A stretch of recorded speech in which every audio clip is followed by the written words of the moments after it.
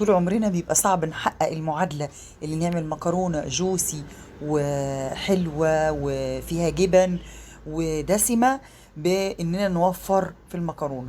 تعالوا بصوا الجمال. أوريكم بقى النهاردة طريقة مكرونة تحفة، من غير سمنة، من غير بيض، كريمية زي ما احنا شايفين كده. بصوا الجمال، المكرونة أساسا مش مستحملة. شايفين اللون؟ بصوا الكريمة تحفة. تعالوا بينا نشوف الوصفة ونشوف المكونات وجربي طريقتي. لو ما اشتركتيش في القناة فايتك كتير. اول حاجة هعملها، انا استخدمت بشاميل جاهز. انتي بتقولي ان انا اعمل الحاجة في البيت، الكيس البشاميل هيكفي معاكي صينية مكرونة زي ما انت شايفة كده، ومش مكلف. وكمان في حاجات التوابل اللي انت هتستخدميها في المكرونة كلها. حطيت على كيس البشاميل ده ربع كوباية من الشوربة اللي عندي. بصوا بقى، ولا دقيق ولا زبدة ولا زيت ولا سمنة ولا أي حاجة خالص. ده نوع الخلطة اللي أنا استخدمتها. ربع كوباية شوربة على كيس البشاميل. تمام، على البارد. وهبتدي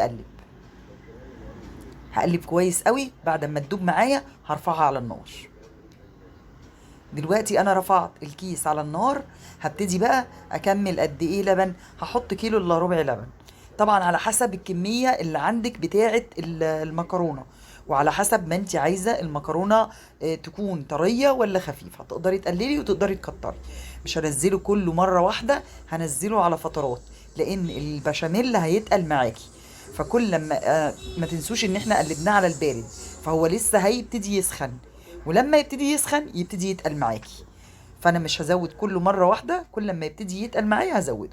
حطيت رشه بسيطه من الفلفل الاسود، وحطيت حاجه بسيطه جدا من جوز الطيب، بتليق قوي مع البشاميل. لو انت مش حابه مفيش مشكله، تقدري تلغيها خالص. هفضل اقلب بقى كده لحد ما تزيد كثافته، وبعد كده ازود تاني. هستخدم نوع الجبنة ده، انا ده عارفاه. اي نوع جبنة تاني انت بتفضليه تقدري استخدميه. هنا ما استخدمتش الجبنة الموتزاريلا بس، استخدمت خليط من الجبن. ده الكيس عندي ده 500 جرام. طبعا انت لو عايزة بتقللي وتكتري على حسب ما انت عايزة. انا هحط بالظبط نص الكيس في قلب البشاميل، مش هحط البشاميل الجبن في اللي على المكرونة دايركت، لا. انا هسيح جزء منها في البشاميل، وده اللي اداني البشاميل الكريمي اللي فيه المطه اللي انتوا شفتوها اول الفيديو. هفضل ازود بقى حبه بحبه، ودرجه حراره متوسطه عشان ادي فرصه للجبن انها تسيح في قلب البشاميل. طب ما عنديش، تقدري تحطي ايه؟ جبنه مثلثات، ابسط حاجه تقدري تحطيها. طب ما عنديش، بصوا البشاميل الكريمي ازاي، شايفين شكله عامل ازاي؟ طعمه كمان كان خطير، والقوام بتاعه في قلب المكرونه. مش هقولك قد ايه المكرونه دي كانت حلوه، اللي لازم تجربوها انتوا. انا من الناس اللي بحب الاول اقلب جزء من البشاميل في قلب المكرونه. طبعا انت لو حابه انك تحطي وبعد كده تنزلي في قلب الصينيه بتاعتك براحتك، لكن انا بحط بقلب الاول جزء، وبعد كده بحط المكرونه بتاعتي وانزل عليها جزء تاني. بحاول اوزع ده الصوص بتاع البشاميل بتاعي في المراحل بتاعه المكرونه نفسها، عشان كل المكرونه تبقى شاربه منها. تمام.